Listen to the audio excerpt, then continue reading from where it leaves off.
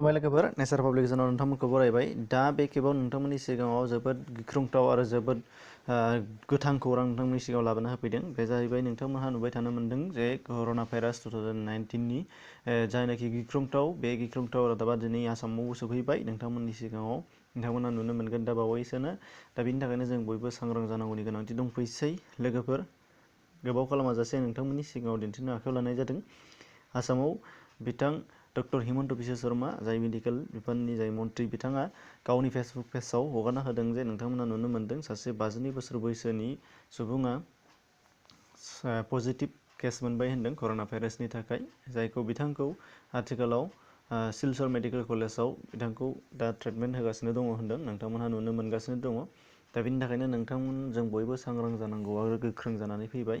मानो होनोब्ला जोंनि आसाम स्टेटआव दिनैसिम गैफेरामोन, नाथाय दिनैनि दिनावहाय जों सासे सुबुं मोननो हानाय जाबाय। आरो बे सासे सुबुं मोननायनि लोगो लोगो जोङो नुनो मोनगासिनो दङ मुलुगाव जेसेबांनाखि भाइरासनि सन्देरनाय बेयो सासेनिफ्राय गुबुन साथाम साब्रैहालागै गोसार होनो हायो सासे सुबुंनिफ्राय जाजेननायनिफ्रायनो। दा बेनि थाखायनो जोङो गिनांगौआ जोंनाव दासिम फैनानै दंफैसै आरो जों मिथिस'यै सोर सोर सुबुंफोरनाव दंबावो दासिमबो जों हमनो हायाखै। आरो गोदानै सोरबाफोर बिथांमोनहा बायजोनिफ्राय फैनाय मुवा बेसाद लाबोनाय बेफोराव गोबांथार सन्देर जाबावनो हाबावगौ। बेनि थाखायनो जों सांग्रां जानांगौनि गोनांथि दंफैसै।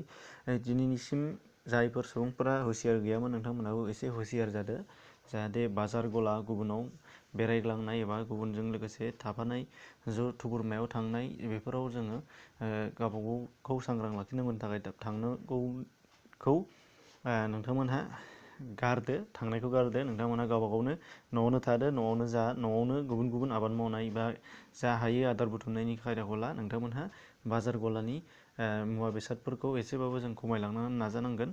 आरो बावैसो उनावहाय नोंथांमोनहा सरकारनि अनसुंथाइफोरखौबो मोननो हानाय जाखासिगोनानो। बेनि थाखायनो नोंथांमोनहा सरकारनि जायनाखि बिथोनफारि बेखौ मानिनांगौनि गोनांथि जानानै फैबाय। नोंथांमोनहा बयबो साफ्रोमबो सांग्रां जानानै मानिलांदो। फारसेथिंजाय नुनो मोन्दों नोंथांमोनहा दिनैनि दिनाव हथात 31 मार्च बेयावहाय नुनो मोन्दों मुलुगनि कर'ना भाइरासनि गाग्लोबजानायनि बिबांखौ नोंथांमोननि सिगाङाव आपडेट होदों। बाहाय वर्ल्डमिटारनिफ्राय आं लाबाय थायो, नोंथांमोनाबो बेखौ नायबाय थानो हागोन। बाहाय बावैसो सान सिगाङाव जोबोद खममोन, नाथाय दा दिनैसिम बांनानै गासै केसेसफोरा 8,03,070 जाफैबाय। बेनि गेजेराव थैनाया गासै 39,070 जाबाय होन्दों। आरो बेनि गेजेराव रिकभार खालामनो हानाया जाहैबाय 1,72,434 रिकभार जाबाय होन्दों।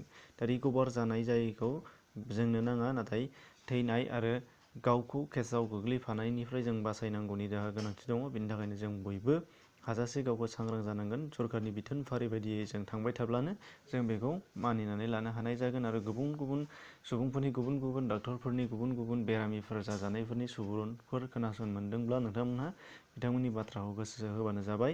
आङो नोंथांमोना गुबुन गुबुन बेबायदि सुबुरुननि भिडिअ थाम्बनेइलाव जाखांफैगोन स्क्रिनाव नोंथांमोना नुनानै लाब्लानो जाबाय। गुबुन गुबुन आपडेट नोंथांमोना मोननांगौनि थाखाय चेनेलाव गोदान फैयोब्ला साबस्क्राइब खालामदो। बेखिनियानोमोन, लोगोफोरनोबो खिन्थानानै होदो जाहाथे बयबो सांग्रां जायो। एसेनोसै, गोजोन्थों।